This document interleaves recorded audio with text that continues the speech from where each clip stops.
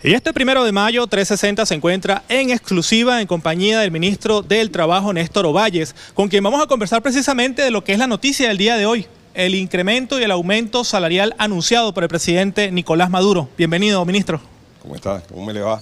Bueno, aquí desde la Academia Militar de Venezuela, la Casa de los Sueños Azules, Casa de la Insurgencia de nuestro comandante Chávez, por comenzar el acto de condecoración al mérito al trabajo, justo reconocimiento a las trabajadoras y trabajadoras en su día, acto institucional que cuenta con la participación de todos los ministerios y el reconocimiento a los años de servicio a sus trabajadoras, a las trabajadoras, los llamados funcionarios públicos.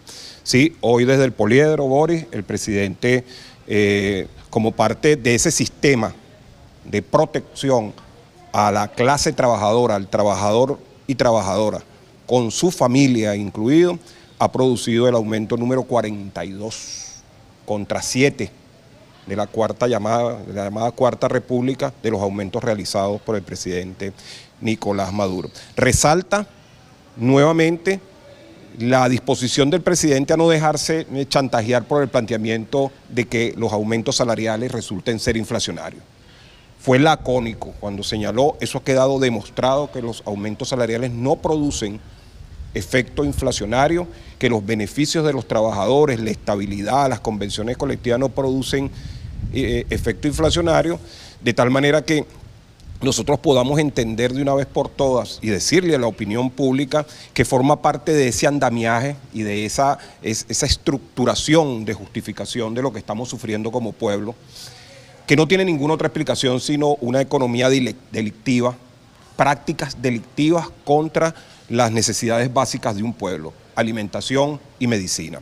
El presidente produjo un nuevo ajuste también del llamado cestatique socialista a 84 unidades tributarias y lo deja en 1.400.000 bolívares, sería el nuevo cestatique a lo largo y ancho del país.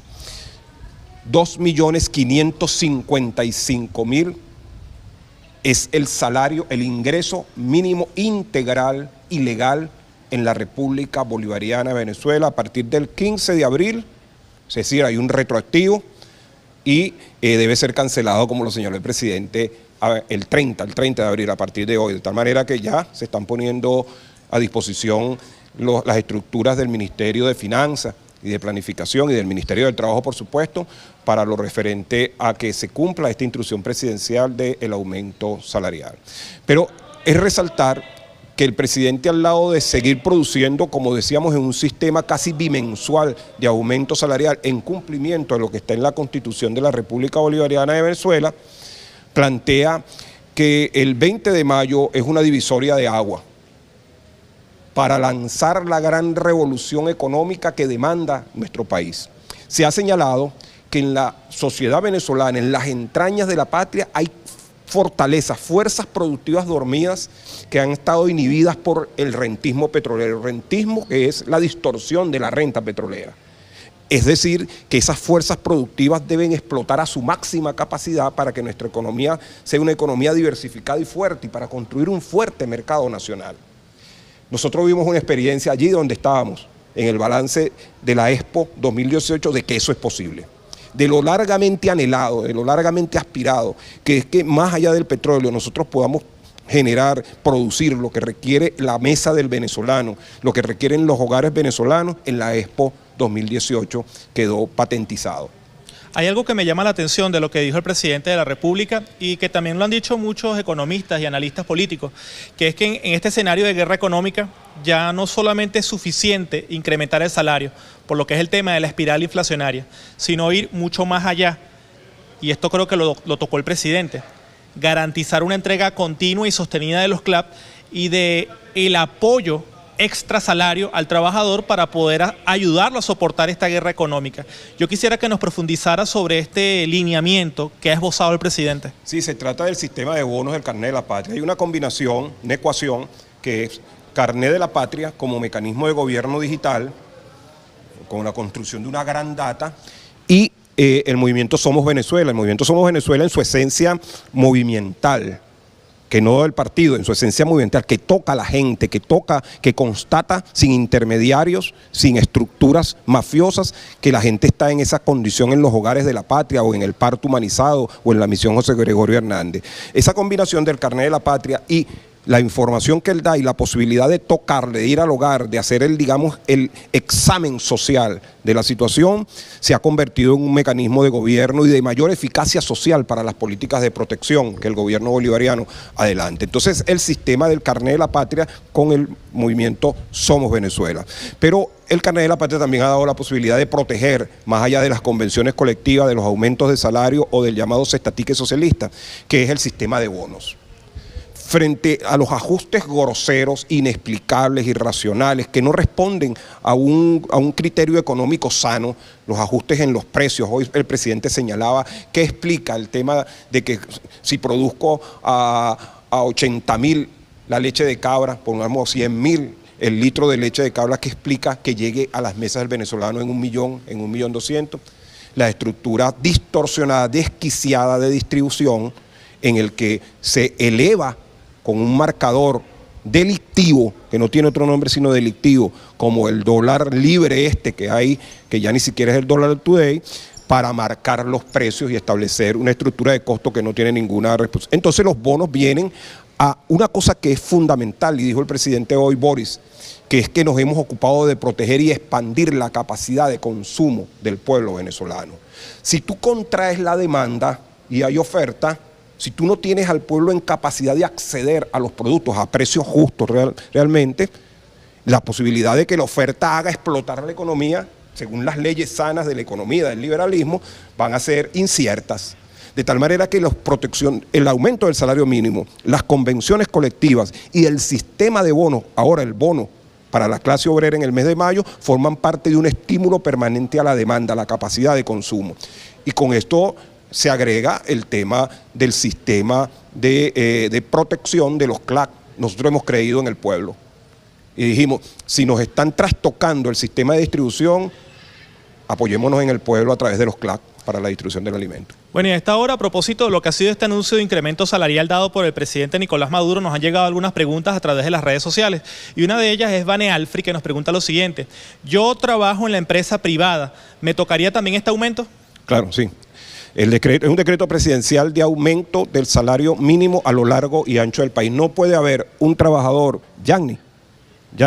Vane Alfri se llama. Vane Alfri. No puede haber un trabajador o una trabajadora en Venezuela por debajo de lo que establece el decreto presidencial de salario mínimo.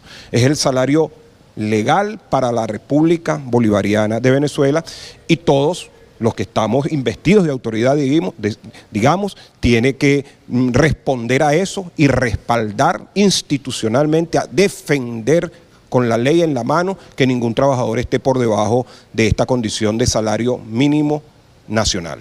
Otra de las preguntas que nos llegan en las redes sociales: si según mi tabulador o escala salarial yo estoy o quedo ahora por debajo de este nuevo incremento salarial, ¿qué tocaría? ¿Un ajuste de tabla? Ajustar todas las escalas.